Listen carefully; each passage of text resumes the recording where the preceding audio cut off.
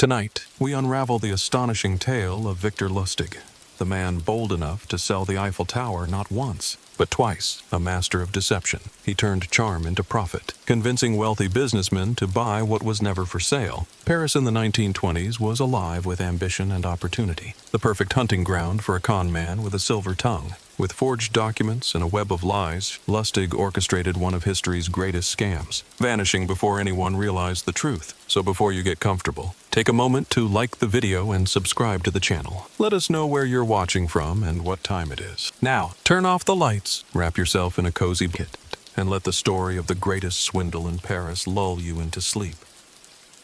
Tonight, we step into a tale unlike any other, a story of cunning ambition, quiet charm, and one of history's most audacious deceptions. It was the dazzling 1920s, an era of glittering lights, jazz-filled evenings, and whispered dreams that echoed through the cobblestone streets of Paris. Amid this backdrop, a man accomplished the unimaginable. He sold the Eiffel Tower, not once, but astonishingly, twice. This man was Victor Lustig, a masterful con artist whose talents transcended mere trickery, bordering instead on artistry. To Lustig, Paris was not merely a city. It was a stage set perfectly for illusions. Its opulent cafes, prestigious hotels, and elegant salons provided the ideal environment for persuasion and subtle manipulation. He knew instinctively that people, seduced by ambition and status, often believed precisely what they wished to believe. The Eiffel Tower, an icon of national pride, became for him an irresistible opportunity.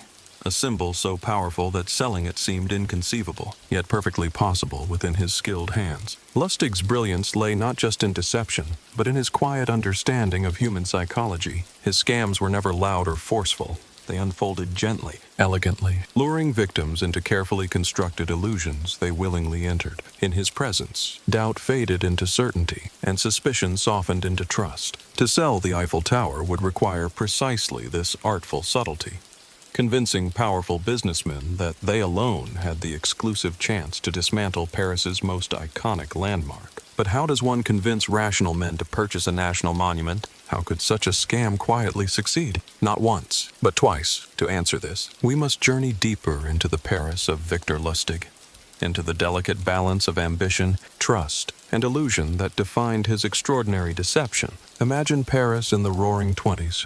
A city shimmering gently beneath golden twilight, alive with possibility and buzzing quietly with ambition. The elegant streets, still glistening from a soft evening rain, echoed gently with the laughter and murmurs of people eager to experience the allure of a city at its most captivating. Lanterns cast warm, inviting glows over cobblestone paths, their gentle flicker mirroring the hopeful dreams of those who wandered the avenues, each step whispering the promise of opportunity. By day, Paris bustled softly with life. Cafes filled with sophisticated patrons leisurely sipping espresso, their conversations blending into a quiet hum. Writers and artists sat pensively along tree-lined boulevards, sketching scenes or jotting down poetic reflections. Gently inspired by the city's endless charm, flower stalls overflowed gently with bouquets of roses and lilacs, their delicate fragrances mingling softly with the scent of freshly baked pastries drifting from nearby bakeries. The air felt charged with a quiet energy, a subtle promise that any no matter how ambitious, might quietly come true here. Yet beneath this picturesque veneer lay deeper currents quietly moving through the city. In the aftermath of the Great War, Paris had emerged as a beacon for artists, writers, intellectuals, and businessmen. It was a city of reinvention, gently inviting those seeking fortune, inspiration, or simply a fresh start. American expatriates, like Ernest Hemingway and F. Scott Fitzgerald, found refuge within its softly illuminated cafes, their words gently shaping the cultural fabric of a city ready to forget the darkness of war. Wealthy industrialists and eager entrepreneurs filled bustling hotels, softly conversing about investments and ventures that could quietly alter their fortunes overnight. At night, Paris transformed softly into a playground of gentle decadence. Its pulse quickened by jazz rhythms drifting softly from hidden clubs, music wafted through open doors, blending harmoniously with the soft clink of champagne glasses and whispers of romantic promises exchanged in dimly lit corners. Nightclubs such as Le Boeuf sur le toit and le monocle offered refuge for revelers, their atmospheres gently intoxicating with sophistication and freedom. Elegant figures dressed in Art Deco finery danced languidly beneath chandeliers, their quiet movements embodying the city's subtle balance of elegance and abandon. It was amid these gentle contrasts, day and night, ambition and indulgence, that Victor Lustig quietly observed the city. He moved gracefully through its streets, impeccably dressed, his presence quietly commanding yet unobtrusive. His neatly trimmed mustache and polished demeanor allowed him to blend seamlessly with wealthy entrepreneurs and influential businessmen, observing their quiet ambitions from behind the veil of his charming smile. Lustig understood that Paris was not merely a city of dreams, but a delicate ecosystem fueled by subtle desires, unspoken ambitions, and a gentle willingness to believe in possibilities, however improbable they might seem. This was a city that quietly thrived on persuasion, where the line between reality and illusion blurred softly. Lustig sensed this intimately, recognizing that beneath Paris's dazzling surface lay a gentle vulnerability.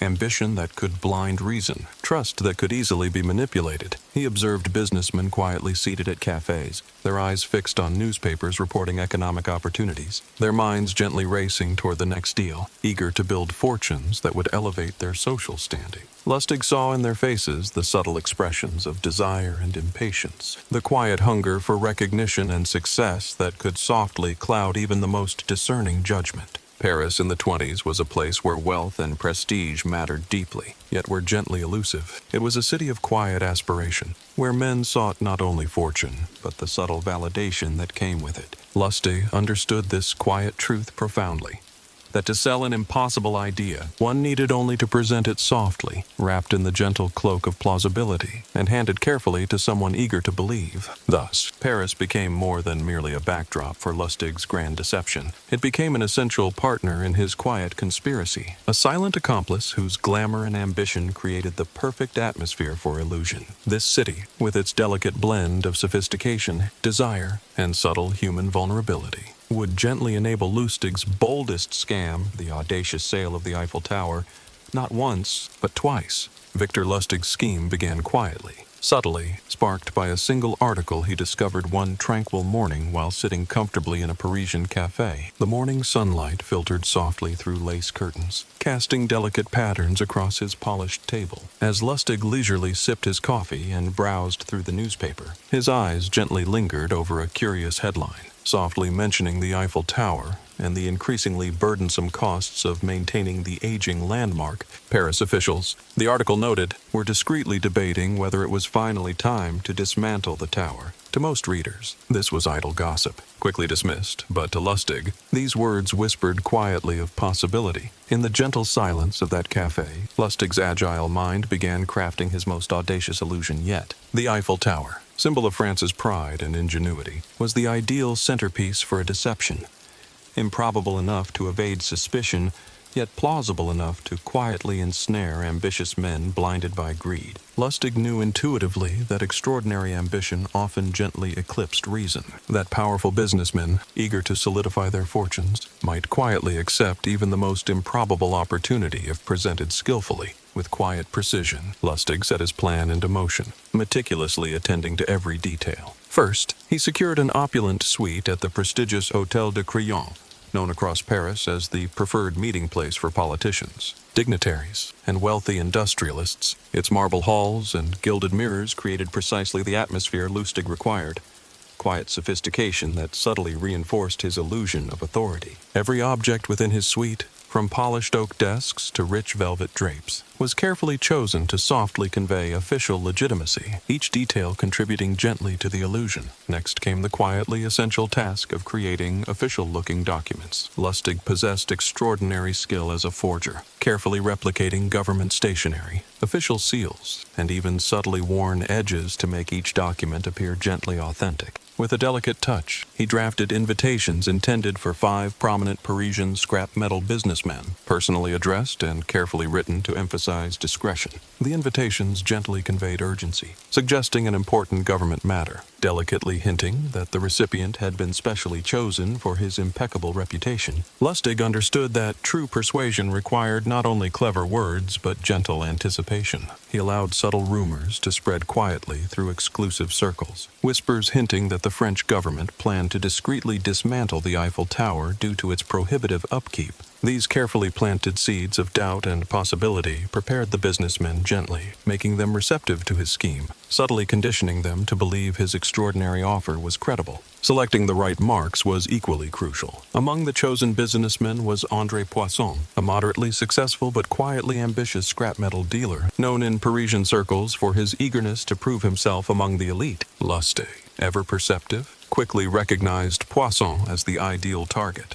His gentle insecurity and subtle desperation to ascend socially made him particularly vulnerable. Lustig knew intuitively that ambition, softened by insecurity, quietly opened doors that reason might otherwise keep closed. Throughout this careful preparation, Lustig maintained a quiet confidence, fully immersed in his character.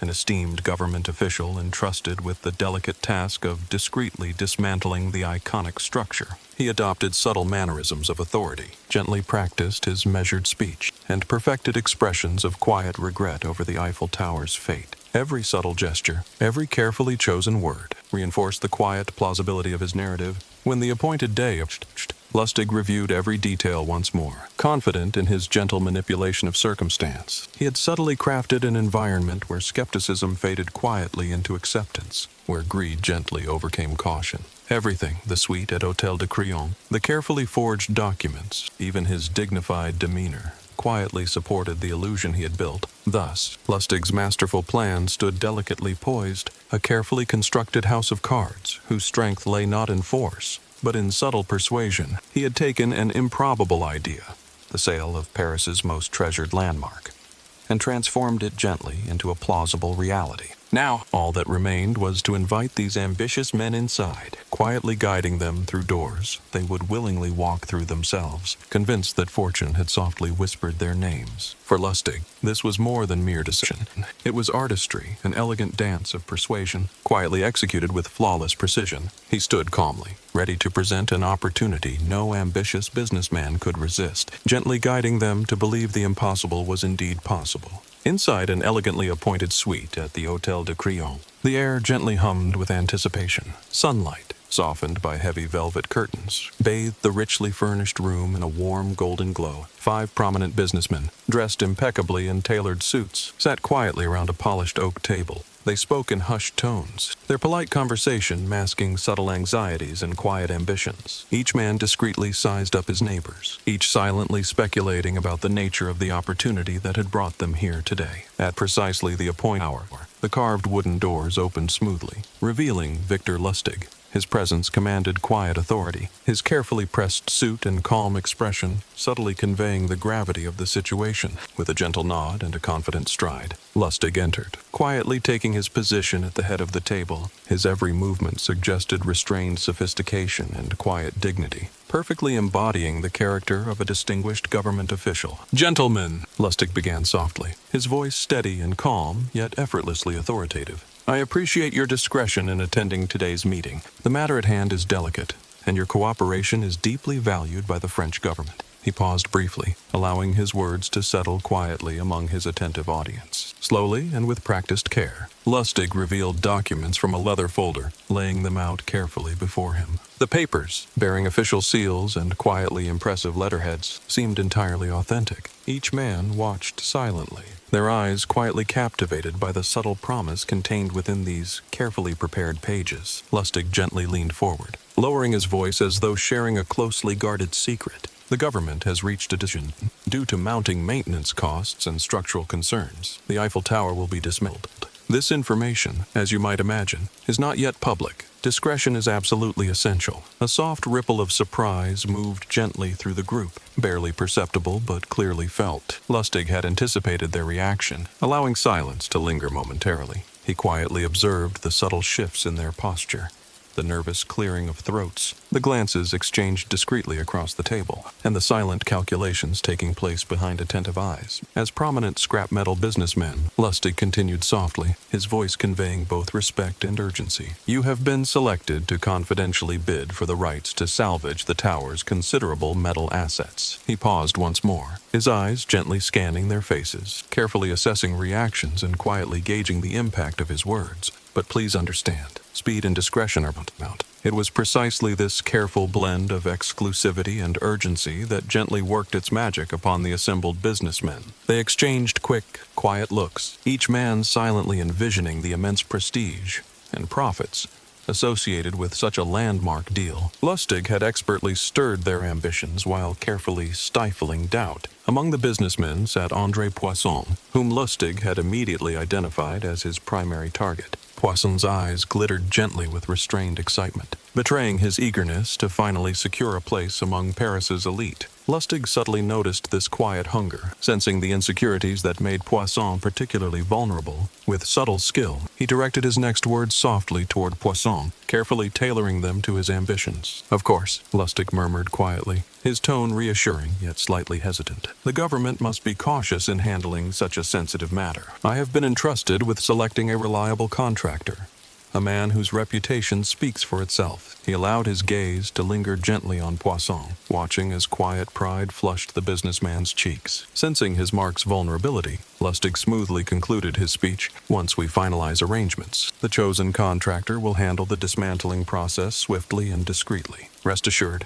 gentlemen, your discretion and cooperation will not go unnoticed. The meeting ended quietly, with polite nods, whispered thanks, and subtle handshakes. As the men departed the suite, each carried the gentle yet intoxicating thought that he alone might secure the deal of a lifetime. Lustig watched them leave. Satisfied with his carefully orchestrated performance, he had subtly planted seeds of ambition and quietly cultivated trust, guiding each man gently toward belief in the improbable. He knew now that Poisson was ensnared, not by force, but by the delicate illusion Lustig had artfully woven around him. As the doors closed softly behind the departing businessmen, Lustig exhaled gently. His plan was quietly unfolding exactly as intended, his illusion seamlessly blending truth and fiction. For Victor Lustig, the true artistry of deception was in its quiet subtlety, in convincing rational men to believe quietly and completely in the impossible. In the quiet days following the discreet meeting at Hotel de Crillon, André Poisson's thoughts drifted gently toward visions of newfound fortune and status. Lustig's carefully orchestrated illusion had found fertile ground in Poisson's ambitions, subtly nourishing his dreams of prestige and recognition.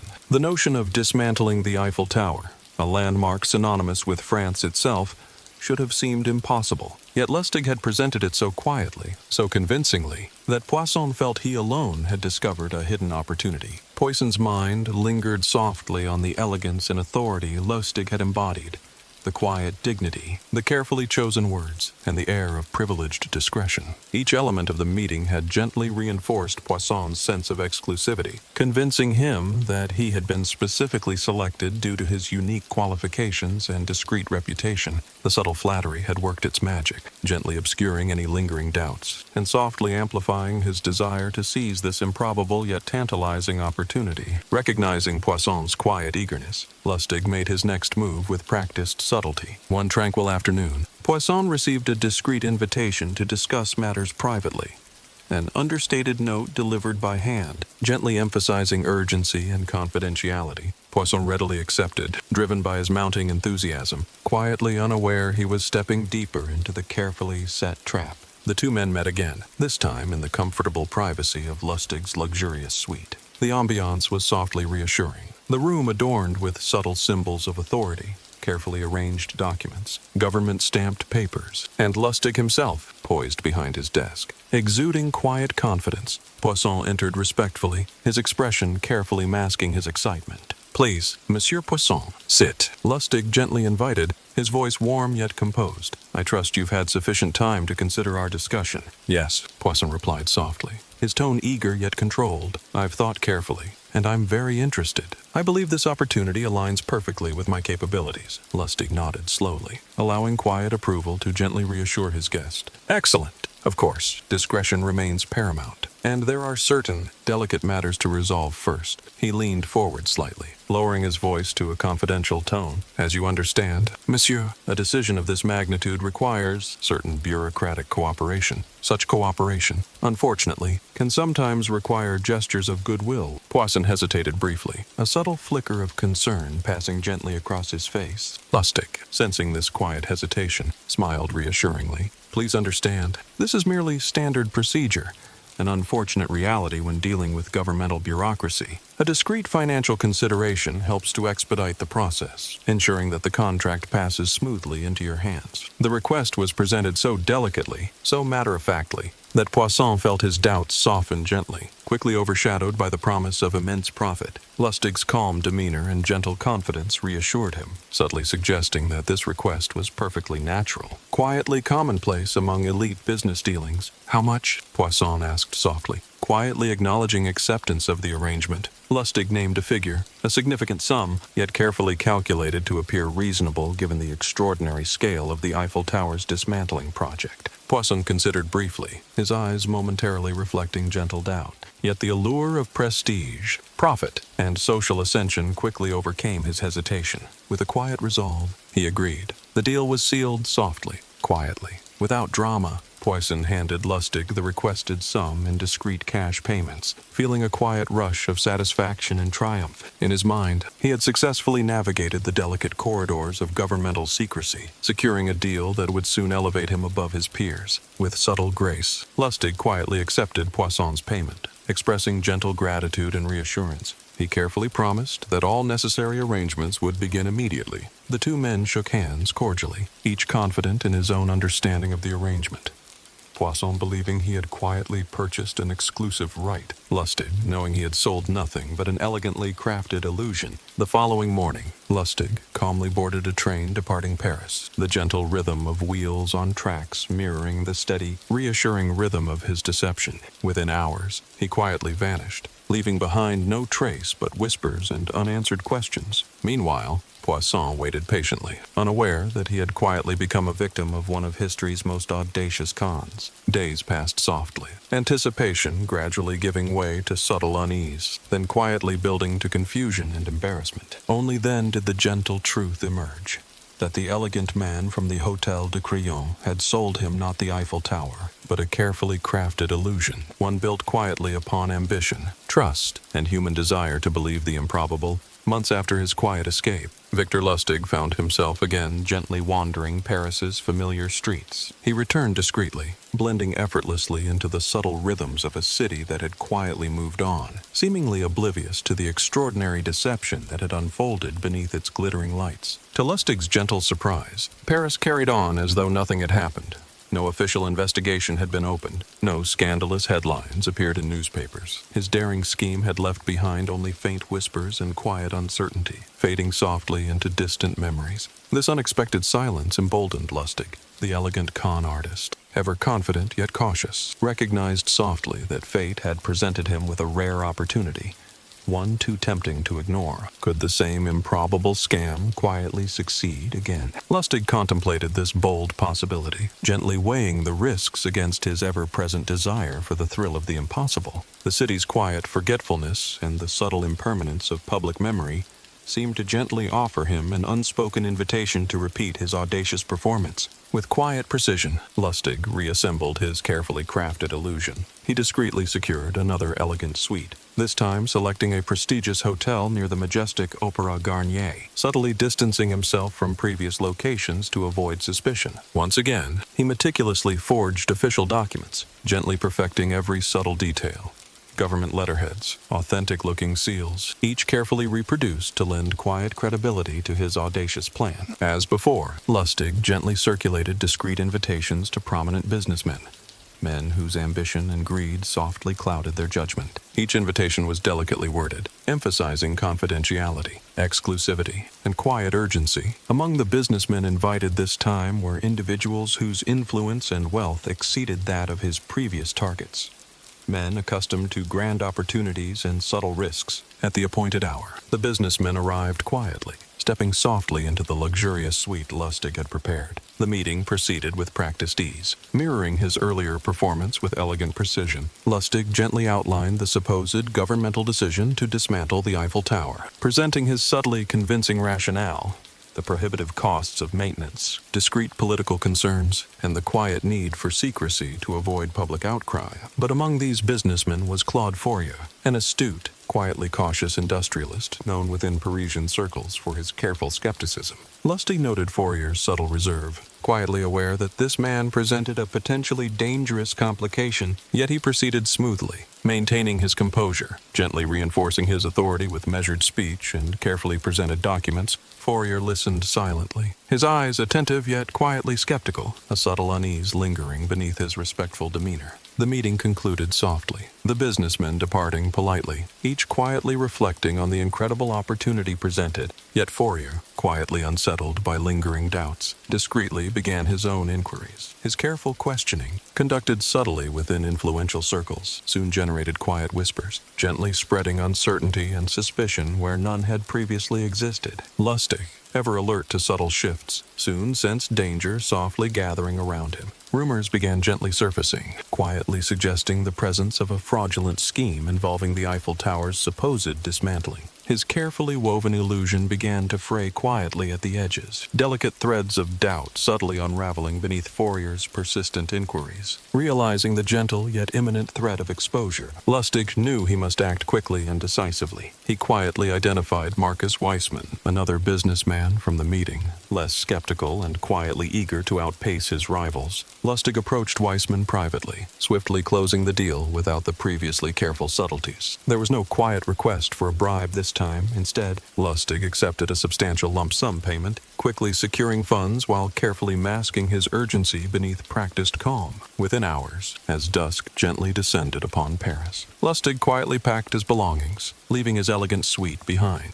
With a subtle urgency, he boarded a night train headed south, gently disappearing once again into anonymity, leaving behind only whispers and quiet confusion in his wake. Days later, Parisian authorities, prompted by Fourier's discreet warnings, began quietly investigating. Yet, by then, Lustig was already safely beyond their gentle reach. Having narrowly avoided capture through his subtle awareness and swift departure, the second sale of the Eiffel Tower, though fraught with quiet dangers and subtle mistakes, had nonetheless succeeded, if only barely. Lustig, traveling gently away from the city he had twice deceived, reflected quietly upon the delicate balance of audacity and caution that defined his craft. His quiet daring had once again triumphed, yet he understood softly that each repeat performance brought him gently closer to danger. And as the train carried him quietly into the darkness, Paris receded softly into memory, its dazzling lights gently fading, yet forever intertwined with the quiet legacy of a man who had dared, audaciously and twice, to sell an impossible dream. Victor Lustig's audacious scam, the gentle yet daring sale of the Eiffel Tower, not once but twice, endures quietly as a reflection on human ambition, trust, and the subtle art of persuasion. His legacy lies not merely in the act itself, but in the softly unsettling questions it raises about human nature and the delicate balance between skepticism and belief. Lustig understood profoundly that people often believe quietly in the illusions they most desire to be true. He recognized softly how ambition could gently cloud rational judgment, making even the most improbable dreams appear plausible. His mastery was never aggressive, never forceful. Instead, he operated gently, subtly, his charm and quiet authority creating a space where disbelief dissolved quietly, replaced by a comforting illusion carefully constructed from trust, hope, and human desire. His story quietly reminds us that deception often thrives not through complexity, but through elegant simplicity. Lustig did not rely on elaborate schemes or convoluted lies. Rather, he gently cultivated trust, exploiting subtle vulnerabilities inherent in human ambition. His quiet genius lay in presenting extraordinary scenarios as quietly ordinary, gently inviting his victims into illusions they willingly embraced. Yet, reflecting gently upon his legacy, invites deeper contemplation, softly unsettling reflections on the delicate fragility of trust. Lustig's careful manipulations subtly remind us that trust, though powerful, can be gently misguided. We are quietly compelled to question not only the boundaries between truth and deception, but also our own quiet susceptibility to believe what we most desire, regardless of rationality. Moreover, Lustig's scams gently illustrate the subtle allure of persuasion itself. His quiet charisma, eloquence, and elegance allowed him to wield influence without force, highlighting softly how persuasion can shape perception, quietly altering reality itself. His story serves as a gentle, almost philosophical meditation on the nature of truth, illusion, and the quiet power of human perception. Today, the Eiffel Tower stands quietly,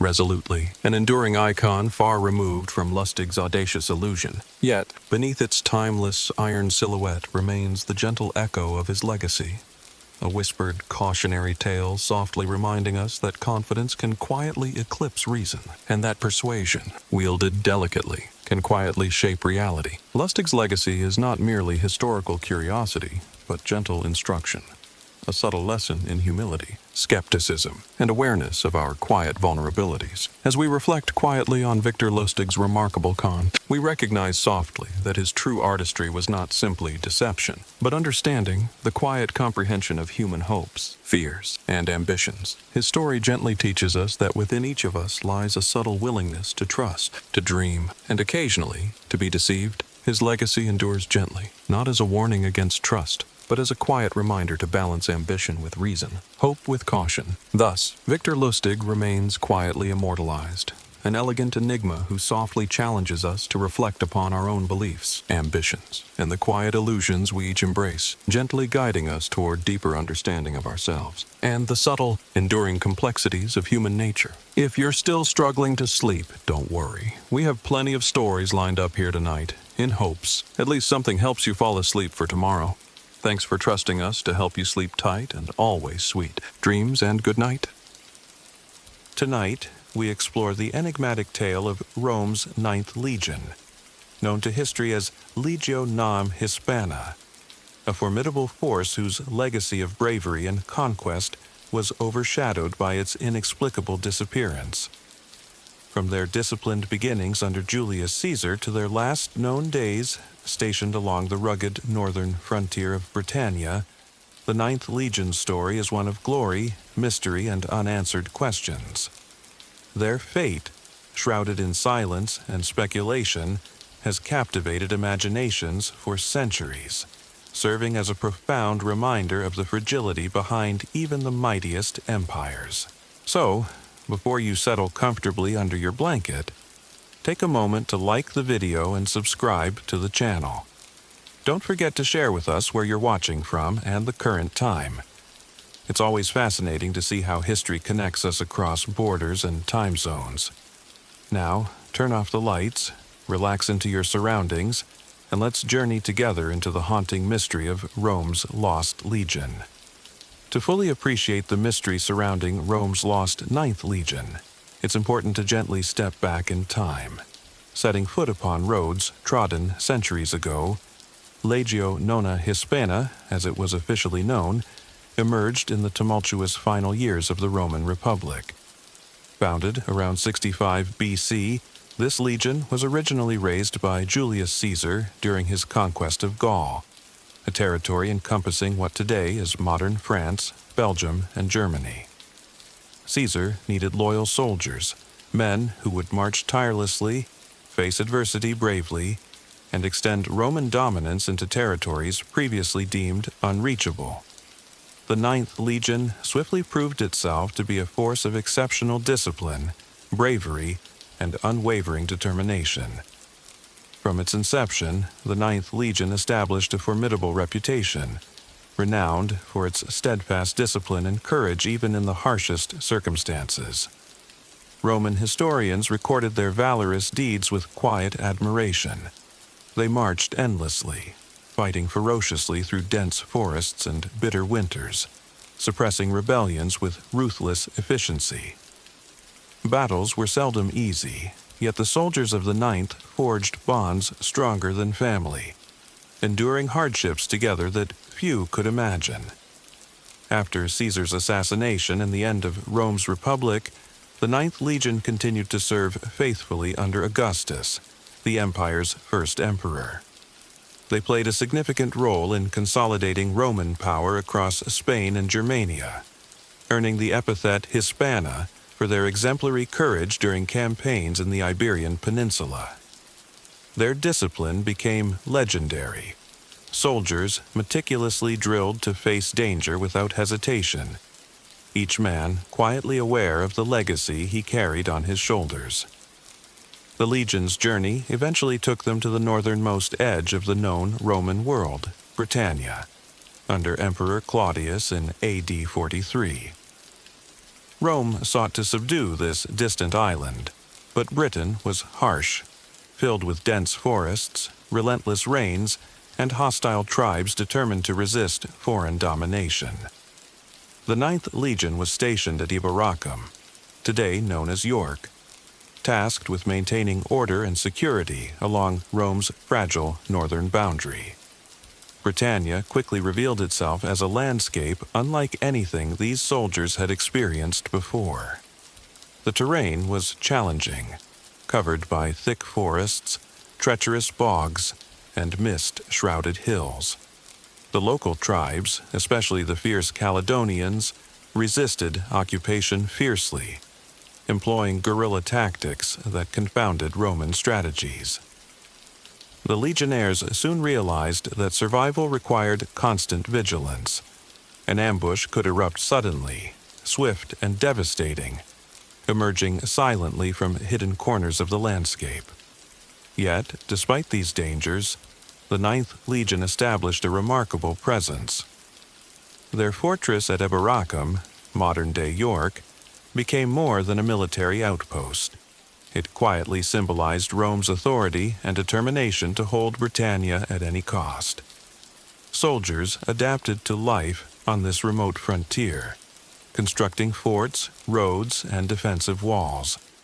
They endured persistent rain and bitter cold, yet maintained Roman customs and traditions, their discipline standing resolute even amid isolation and hardship. Over decades, the Ninth Legion remained central to Rome's hold on Britain. By the early 2nd century AD, however, cracks began to quietly form. The Legion was stationed in a land that never fully accepted Roman rule, where rebellion simmered beneath the surface, and each moment carried quiet, hidden dangers. Supplies dwindled, replacements grew scarce, and morale slowly began to fray. Still, the Legion persisted, their presence symbolic of Rome's unwavering determination. By the reign of Emperor Hadrian, around AD 117, the empire faced growing strains. Resources stretched thin, and territories far from Rome became increasingly challenging to manage. Britain, in particular, remained a troublesome frontier. Hadrian, pragmatic and cautious, began reconsidering Rome's expansionist ambitions. It was during his rule, around AD 120, that references to the Ninth Legion abruptly vanish from historical records. Unlike other Roman military units whose movements and battles were meticulously chronicled, the Ninth Legion disappears quietly. Official documentation simply stops mentioning them. No accounts exist to detail what befell these soldiers, no triumphant memorials, no solemn inscriptions commemorating their sacrifice. Instead, silence enveloped their legacy, as though history itself hesitated to acknowledge their fate. This silence, gently haunting and profoundly mysterious, became the Legion's lasting legacy. The Ninth Legion's disappearance, wrapped in quiet uncertainty, inspired endless speculation, each theory softly echoing reflections about ambition, loyalty, human frailty, and the limits of empire. The Legion that once marched proudly beneath Rome's eagle standards faded into history, becoming not only an enduring mystery, but a quiet reminder of the empire's humanity, vulnerability, and the gentle truths hidden beneath the armor of conquest. Life within the Ninth Legion was quietly marked by discipline, dedication, and a subtle yet ever-present sense of mystery. Soldiers marched beneath the eagle standard, their footsteps muffled by the damp earth of unfamiliar lands. They moved like shadows through the ancient forests of northern Britain, their disciplined silence masking quiet anxieties that lingered beneath their stoic appearance. The Legion's daily existence was structured, routine, punctuated by rare moments of reflection under a sky heavy with mist. From dawn, legionaries rose silently, donning their armor with practiced precision, adjusting worn leather straps, and carefully polishing shields until reflections dimly gleamed through layers of mud. Mornings were occupied with rigorous drills, maneuvers designed to maintain perfect order, and whispered lessons of past victories meant to bolster confidence. Commanders spoke sparingly, their voices low yet resolute, reminding each soldier of his duty to Rome, even at the Empire's edge. The Ninth Legion's reputation was quietly formidable.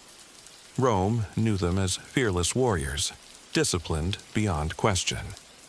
Yet within their ranks, beneath hardened exteriors, soldiers quietly grappled with isolation. Letters from home arrived rarely, bringing news already months out of date. Soldiers whispered among themselves about families left behind, distant vineyards, marketplaces bustling with life, and warm Mediterranean nights they might never experience again.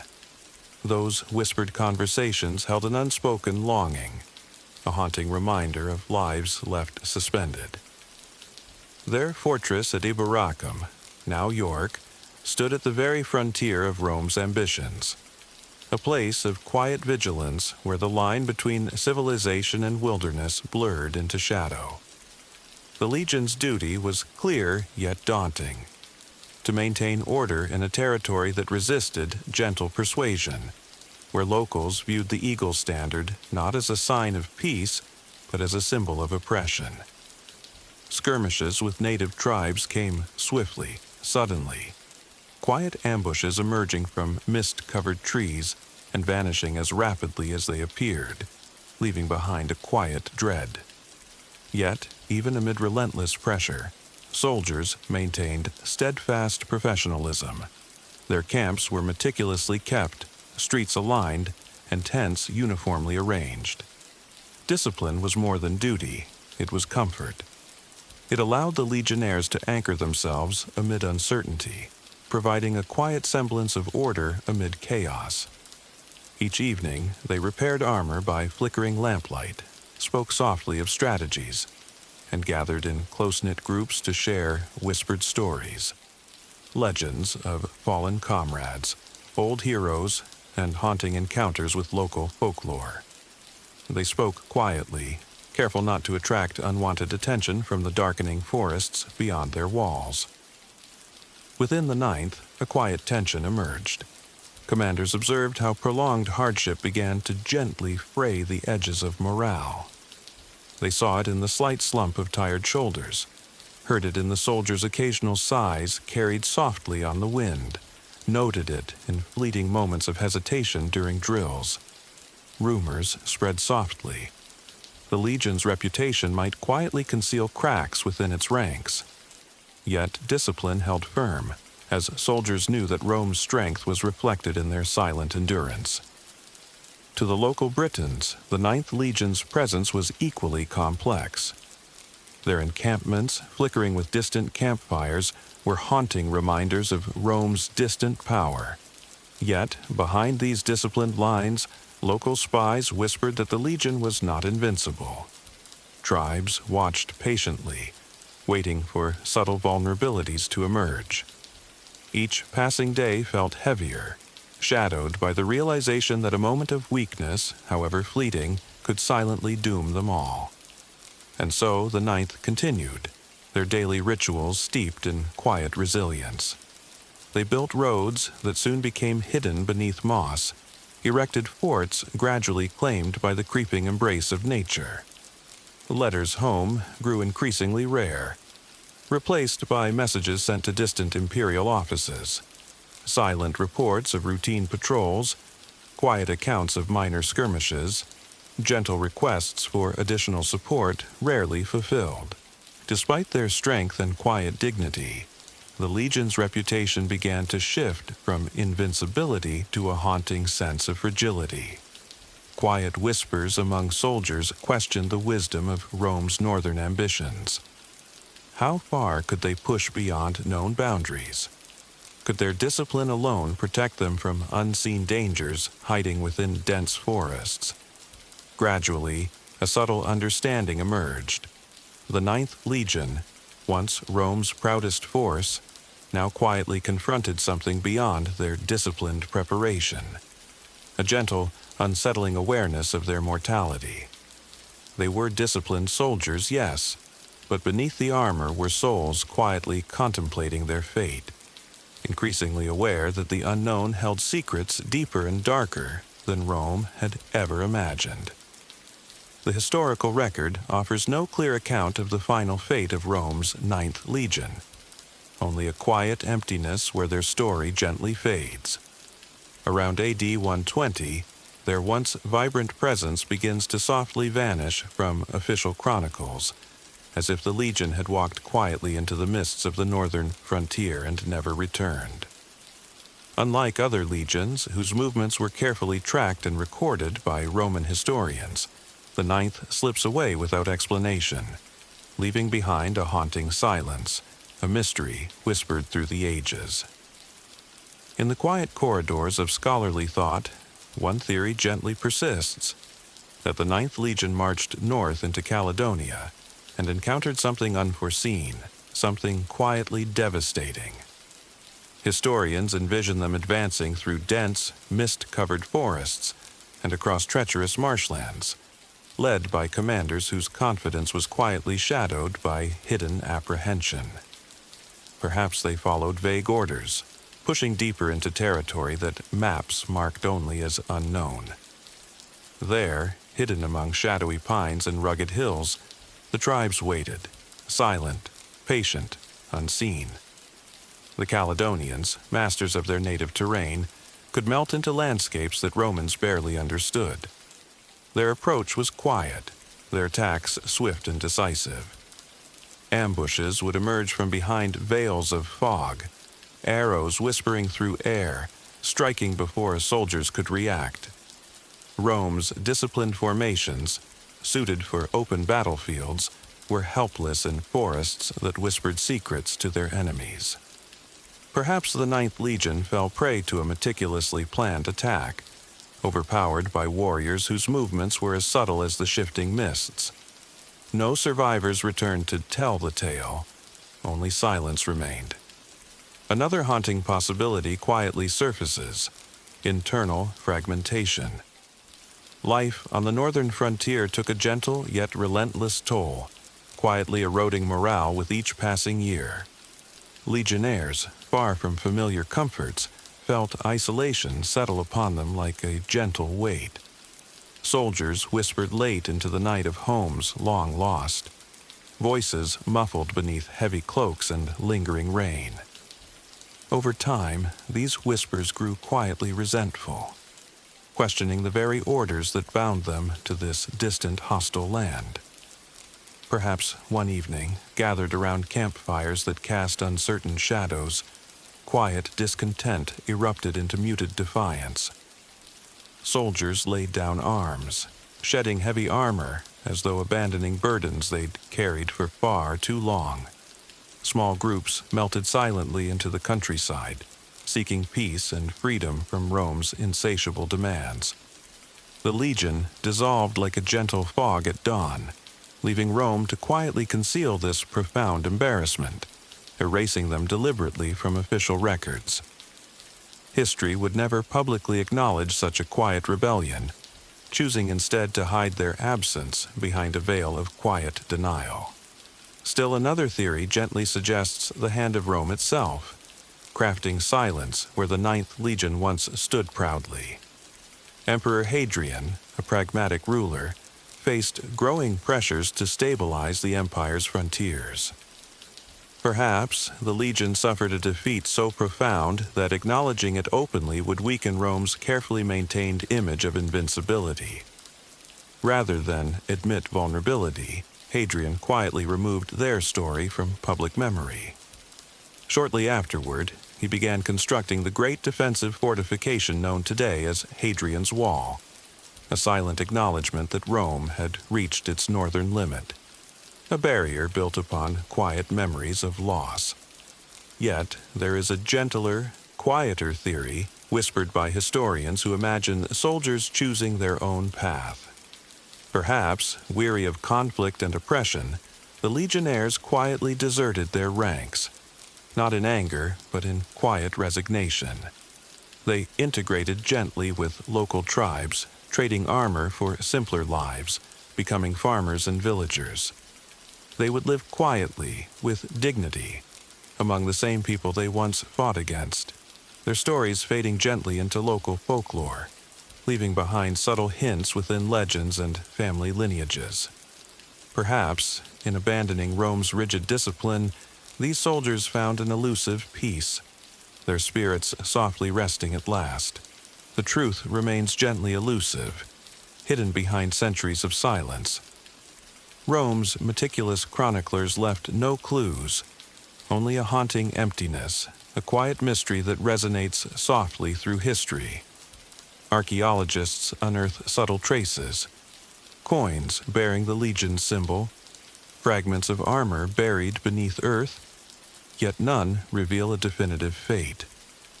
Each discovery deepens rather than resolves the gentle mystery surrounding their disappearance. Ultimately, the Ninth Legion's fate lies quietly in shadow, beyond history's reach. They disappeared not only from Roman records, but quietly from the known world, leaving only whispers and quiet speculation behind. Their story, so gently unresolved, softly invites reflection on the quiet limits of human ambition and endurance, gently haunting us with questions history refuses to answer. History holds its breath gently when contemplating the Ninth Legion, quietly exploring each whispered theory about their mysterious fate. Each explanation emerges softly from shadows, shaped from fragments of evidence and subtle clues, yet none fully illuminate the silence left behind. One theory, quietly compelling, speaks of an ambush. Historians envision the Ninth Legion journeying north, deeper into Caledonian territory than Rome had previously ventured. They moved quietly, disciplined yet uncertain, stepping softly along unfamiliar paths, their confidence tempered by subtle unease. Perhaps beneath the canopy of ancient forests, Caledonian warriors patiently watched, concealed within fog and shadow. Waiting silently, these tribesmen knew every hill and valley, every secret glen. The Romans, accustomed to open battles, may have been ill-prepared for the quiet horror of sudden attack. Arrows whispering through dense trees, warriors emerging from mist like silent specters. With swift precision, Rome's disciplined ranks would have unraveled gently, leaving no survivors, no record to return southward. The Legion's fate, in this quiet narrative, was sealed by forces Rome neither fully understood nor respected. Yet, quietly whispering alongside the ambush theory is the suggestion of internal rebellion, a gentler yet equally haunting possibility. Life on the far northern frontier tested the Legion's endurance to its limits. Soldiers lived in perpetual uncertainty, isolated beneath skies that rarely cleared, rains falling softly yet persistently upon weary shoulders. Isolation became quietly corrosive. Soldiers spoke softly of home, voices muted by distance and longing, their quiet conversations evolving slowly into resentment. Over months, perhaps even years, subtle discontent grew. Officers noticed quiet changes, a slower response to commands, a subtle hesitation in drills, a distant look in legionnaires' eyes. One quiet evening, perhaps by the dim glow of a campfire, disciplined restraint fractured softly. Soldiers laid down weapons, choosing to dissolve into the shadows rather than fight another wearying battle. Rome, too embarrassed by internal discord, quietly erased their memory, leaving a silent space in official chronicles. Another gentle yet haunting theory emerges from imperial shadows, the quiet hand of Rome itself. Emperor Hadrian, newly ascended and keenly aware of his empire's limitations, may have encountered reports of catastrophic defeat or internal collapse within the Ninth Legion. Public acknowledgement would shake Rome's image of invincibility, quietly undermining imperial pride. Rather than admit weakness, Hadrian chose silence, softly removing their records from imperial annals. Shortly afterward, he commissioned Hadrian's Wall, a monumental structure that gently marked Rome's northernmost boundary. Historians quietly suggest the wall served as Rome's subtle admission that the Ninth Legion was lost, a silent memorial built from stone and quiet regret, an empire's gentle acknowledgement of its limitations. Yet another theory whispers of something softer: voluntary integration into local tribes.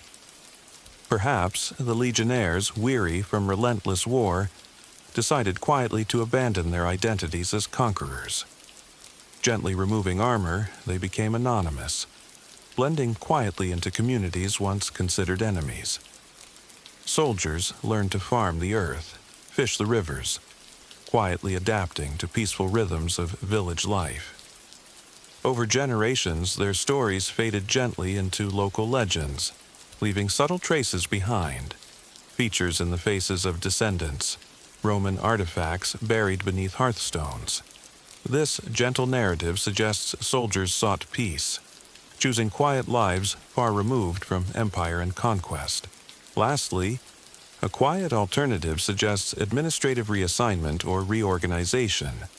Perhaps Rome transferred the Ninth Legion elsewhere, their movements quietly documented, yet subsequently lost or destroyed. However, this theory leaves unsettling questions. Roman bureaucrats meticulously recorded legion deployments, carefully chronicling their movements. Why would Rome maintain absolute silence about such transfers, leaving no records, no memorials, no quiet hints? The absence itself gently argues against simple administrative reassignment, leaving behind only quiet speculation and gentle unease. Each theory softly holds its own quiet truth, gently reflecting aspects of Roman ambition, fragility, and humanity. Yet each leaves haunting uncertainty unresolved, softly reminding us of history's power to conceal as much as it reveals. The Ninth Legion, in their gentle disappearance, became more than historical curiosity. They quietly symbolized the human cost behind ambition, the silent limits of discipline, and the subtle fragility of empire. Their fate, forever wrapped in silence, continues to haunt historians, scholars, and dreamers alike. Each new discovery adds quiet depth to their mystery without fully illuminating their fate. History, in its gentle wisdom, perhaps prefers to leave some truths quietly hidden, softly whispering their lessons through uncertainty, allowing the quiet echoes of the Ninth Legion to resonate gently, hauntingly, across time. The quiet disappearance of Rome's Ninth Legion resonated deeply, echoing softly through centuries of historical thought, literature, and imagination. Its enigmatic vanishing, cloaked in silence, became far more than just a footnote of military history. It transformed into a haunting reflection of empire, ambition, and vulnerability. Gently, yet persistently, the Lost Legion wove itself into the tapestry of cultural memory, a quiet legend whose mystery whispered to generation after generation. The first whispers of the Legion's fate reached Roman ears softly, carried through hushed conversations among commanders and chroniclers who quietly wondered, but never openly recorded their conclusions. Rome, ever meticulous in its record-keeping, deliberately left a silent void, omitting mention of the Ninth Legion, as if their existence had gently faded from collective memory. The quiet removal from official records was perhaps Rome's subtle acknowledgement of failure, an admission made without words, but whose absence itself spoke volumes. As centuries slipped by, historians and scholars revisited the mystery time and again, each generation softly shaping the story anew, breathing quiet speculation into the spaces where facts remained elusive. The mystery of the Ninth Legion resonated because it spoke quietly to human fragility, the delicate balance between ambition and reality, the whispered reminder that even Rome had limits. Historical writings reflected not only curiosity about military fate, but a gentle contemplation of human struggles hidden behind the armor and discipline of Rome's soldiers. The Ninth Legion also began appearing gently in fictional works, transforming historical uncertainty into powerful narratives of courage, sacrifice, and the delicate balance between duty and freedom. Writers imagined soldiers' thoughts, fears, and quiet dreams. Novels, stage plays, and later films began softly exploring their fate, portraying the Legion's last days as an emotional drama, where humanity gently triumphed or quietly succumbed, their stories resonating deeply with audiences moved by the quiet heroism or tragic vulnerability these imagined soldiers represented.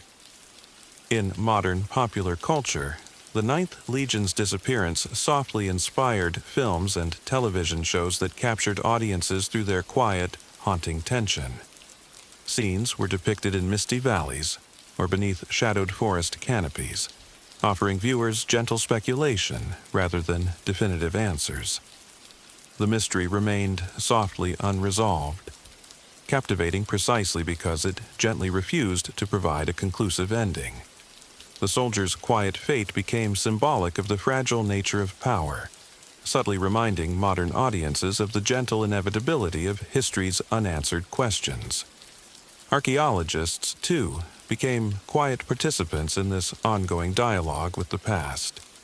Excavations in Britain and Europe revealed quiet clues, coins stamped with the Legion's eagle emblem, scattered armor fragments quietly rusting beneath centuries of soil, vague inscriptions that gently hinted at the Legion's movements. Yet each discovery only deepened the mystery, whispering possibilities without offering conclusive proof. The soft persistence of these archaeological clues only heightened curiosity, adding quiet layers to an already haunting historical enigma. Moreover, the Ninth Legion's gentle disappearance became a poignant symbol for historians contemplating the vulnerability and limits of imperial power. The Roman Empire, vast and seemingly unstoppable, nonetheless reached points where even its disciplined legions could quietly falter. Their disappearance gently reminded historians that behind military strength lay fragile human realities. Soldiers who missed home, commanders uncertain of decisions, empires quietly straining beneath ambitions they could not always sustain. Thus, the Ninth Legion softly symbolizes Rome's own quiet fragility, a subtle reflection on the delicate humanity behind powerful imperial images. The Legion's enduring mystery also gently reminds us of history's quiet power, its capacity to resonate emotionally, to haunt our imaginations through unresolved questions, and to inspire thoughtful contemplation about humanity's complexities. Their absence from records became history's quiet acknowledgement of the limits of knowledge, softly inviting reflection about what remains unknown, and gently questioning how we preserve and forget memories of triumph and loss. Ultimately, the Ninth Legion's cultural legacy lies in its quiet disappearance itself. Their unresolved fate continues to softly captivate scholars, writers, and dreamers, inviting reflection upon human nature, ambition, and vulnerability. Through centuries of gentle speculation, storytelling, and archaeological whispers, the Legion's absence quietly transformed into a profound cultural and historical touchstone, a gentle reminder that history is often at its most powerful when it chooses to leave questions unanswered, softly encouraging us to listen, wonder, and gently embrace the mysteries that lie beyond our reach. Across the centuries, quiet echoes from the past have surfaced gently, offering subtle hints but never fully unraveling the mystery of Rome's Ninth Legion. In the soft glow of archaeological discovery, fragments of artifacts and inscriptions whisper possibilities, each a quiet clue holding potential truth, but none fully illuminating their fate. In Britain, archaeologists working carefully in mist-covered fields and windswept hillsides have unearthed fragments that gently suggest the lingering presence of Rome's lost soldiers. Coins, delicately etched with the legion's emblem, a proud eagle clutching bolts of lightning, have been discovered, their worn surfaces gently reminding us of the legion's distant existence. Occasionally, rusted fragments of armor, spears, or swords quietly emerge from beneath layers of earth, whispering of battles long past, their metallic gleam dulled, but their quiet testimony potent. Yet even these finds remain frustratingly ambiguous, offering only glimpses rather than conclusive evidence. One softly compelling discovery emerged near Eboracum, the Legion's northern fortress now known as York. Archaeologists gently unearthed inscriptions referencing Legio IX Hispana, subtle marks left upon ancient stone. These inscriptions suggest movements northward, gently implying the Legion's quiet march into uncertain lands.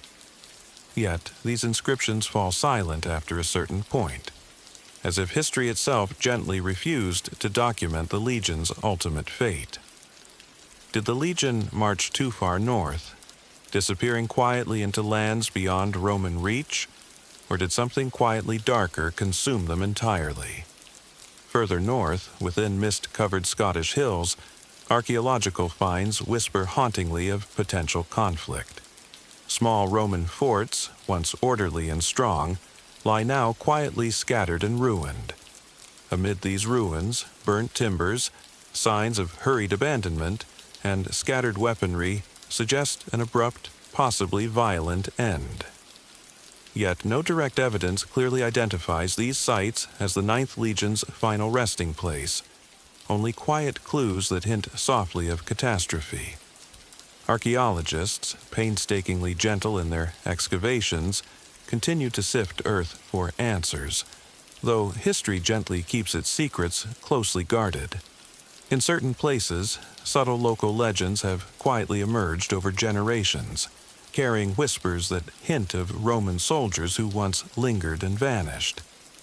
Villagers across northern England and Scotland gently retell stories of Roman soldiers appearing as specters in mist-shrouded forests, softly walking among hills or resting quietly beside ancient ruins. Local folklore delicately preserves memories, passed quietly from generation to generation, recounting sightings of spectral soldiers whose presence fades gently like mist beneath dawn's first rays. Moreover, small discoveries, delicate pottery shards, worn Roman brooches, and leather sandals quietly unearthed far from known Roman outposts, hint gently of soldiers who perhaps left their ranks willingly, integrating softly into local communities. Such subtle artifacts, discovered in villages beyond Roman borders, raise gentle questions. Did some legionnaires choose to quietly abandon their identity, settling peacefully among the people they once viewed as adversaries? Perhaps the legionnaires' final choice was gentle, quiet integration, leaving behind small tokens of their presence that archaeology now carefully recovers. Even further afield, whispers of archaeological clues gently stretch across Europe, subtly suggesting alternative scenarios. Inscriptions found far from Britain, in places such as Germany or along Rome's eastern frontiers, quietly mention soldiers from a legion numbered 9, possibly indicating transfers or reassignments. These fragments offer tantalizing possibilities. Could Rome have quietly reassigned or scattered the legionaries to other frontiers, reshuffling their ranks without fanfare, gently dispersing soldiers so completely that the legion ceased to exist as a single entity? Yet these clues delicate and scarce, provide no clear resolution, only deepening the quiet mystery surrounding their fate. Each archaeological clue that emerges feels quietly significant, yet frustratingly incomplete. The historical record remains gentle in its refusal to offer clear answers. Fragments of evidence whisper softly, promising revelations that never fully materialize.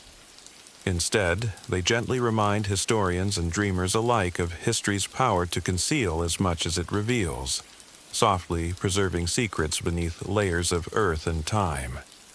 Ultimately, the archaeological evidence surrounding Rome's Ninth Legion gently reinforces the haunting nature of their disappearance. These subtle artifacts, inscriptions, and local legends quietly remind us that behind historical silence lies the soft echo of human stories, soldiers whose ultimate fate history has gently chosen to conceal. With each discovery, we come closer to understanding, yet still remain quietly distant from true certainty. And so, beneath the quiet landscape of northern Britain, amid the softly murmured legends of local folklore, the Ninth Legion's fate remains gently hidden. Archaeology continues its patient search, each subtle clue softly adding layers to an enigma that gently refuses resolution. History, it seems, quietly prefers that some mysteries remain unanswered, allowing the gentle, haunting legacy of the Ninth Legion to softly linger, whispering lessons about ambition, vulnerability, and the enduring human desire to unravel the gentle truths concealed within history's quiet embrace. Today, the Ninth Legion's quiet disappearance continues to whisper softly to us through the gentle mists of historical uncertainty. While centuries have passed and empires have risen and fallen, the Legion's fate remains quietly unresolved, a subtle yet powerful reminder of history's enduring mysteries. Modern reflections on their story have gently shifted, moving from a quest for definitive answers to deeper contemplation of what this mystery quietly reveals about humanity, ambition, and the delicate fragility of power itself. Contemporary historians and writers often approach the Ninth Legion's disappearance with gentle humility, acknowledging that definitive certainty may forever elude them. They softly recognize the value of historical uncertainty, noting how unresolved questions gently remind us of the limits inherent in even our most meticulous studies. Rather than searching aggressively for absolutes, modern interpretations quietly emphasize acceptance, acknowledging that history's silence may itself hold quiet wisdom, teaching us humility in the face of what remains unknowable. The Ninth Legion's story now resonates gently within literature and film as a metaphor for the quiet vulnerabilities hidden within strength and ambition. Authors and filmmakers delicately weave fictional narratives around the Legionnaires, portraying them not merely as soldiers, but as complex individuals quietly grappling with isolation, duty, and humanity. These stories explore soldiers' internal struggles, whispered conversations by firelight about homes long missed, subtle doubts creeping into disciplined ranks, and the quiet realization that their strength could not always protect them from unseen dangers. Modern interpretations softly remind us that behind every military uniform stands a quietly vulnerable human being, whose thoughts and emotions linger gently beneath historical silence. Moreover, the Ninth Legion has become an emblem of historical ambiguity itself, inviting gentle reflections on how history shapes memory. Their quiet disappearance symbolizes how certain stories slip softly from collective memory, their absence sometimes more poignant than a recorded narrative. In this gentle space of omission, modern historians recognize the power of silence, the subtle art of what history chooses to keep hidden, gently inviting speculation rather than offering explicit truths. This silence itself quietly reminds us that history is not merely about facts, but about interpretation, memory, and the quiet ways stories evolve. revealing the deeper complexities of our shared past. Modern archaeologists, too, reflect softly upon the Legion's disappearance, understanding that each discovery, be it a rusted coin, an inscription, or scattered armor, can only gently suggest possibilities rather than confirm certainties. Each clue uncovered quietly invites new interpretations, subtle shifts in historical perspective, encouraging us to reconsider the delicate balance between evidence and imagination. Today's archaeological community gently accepts this uncertainty, embracing the notion that sometimes history prefers to keep its secrets softly concealed, allowing room for endless wonder and thoughtful reflection. The mystery of the Ninth Legion also gently resonates with modern philosophies about empire and its limits. Scholars now quietly view their disappearance as a poignant lesson in humility, softly reminding us that even history's most powerful civilizations are vulnerable, fragile, and quietly mortal.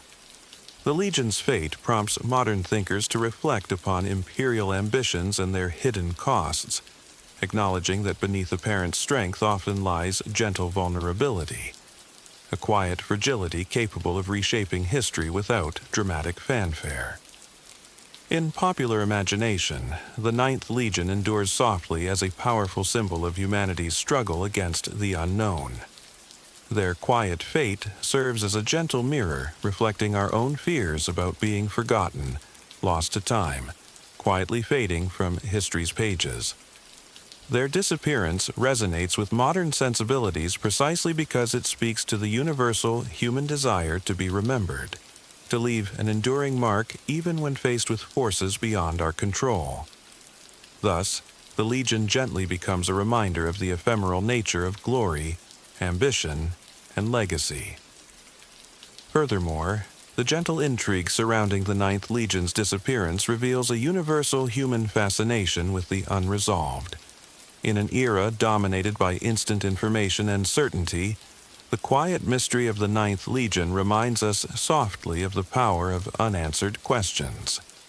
Their story holds a subtle beauty precisely because it remains open-ended, gently inviting imagination and contemplation rather than definitive resolution. The quiet power of mystery itself captivates us, suggesting softly that unanswered questions can be as meaningful and instructive as those fully answered. Today, the Ninth Legion gently inhabits a space between fact and imagination, history and folklore. Their story quietly echoes within modern minds, reminding us to appreciate history not only for its clear revelations but also for the mysteries it softly preserves. Through gentle reflections on their unresolved fate, we discover deeper truths about ourselves, our quiet ambitions, vulnerabilities, and enduring humanity, gently reflected back to us by soldiers who once marched beneath Rome's banner, but whose stories now linger in the quiet embrace of history's gentle, haunting silence. Today, the Ninth Legion remains a quiet enigma, softly haunting the corridors of history. Their story endures not because it offers clarity, but precisely because it whispers uncertainty. In the gentle silence surrounding their fate lies the Legion's true legacy, a subtle, lingering reminder of human fragility, the limits of ambition, and the quiet mysteries history gently preserves. Each generation rediscovers them softly, reflecting on what remains hidden, finding wisdom not in the answers given, but in the quiet questions that remain unanswered. Their disappearance gently symbolizes how even the mightiest empires quietly fade, leaving only echoes and whispered legends. The Ninth Legion's legacy quietly endures, inviting contemplation and humility, softly reminding us that history's greatest truths sometimes lie not in certainty, but in the gentle embrace of unresolved mystery, where stories linger hauntingly, softly refusing to be forgotten.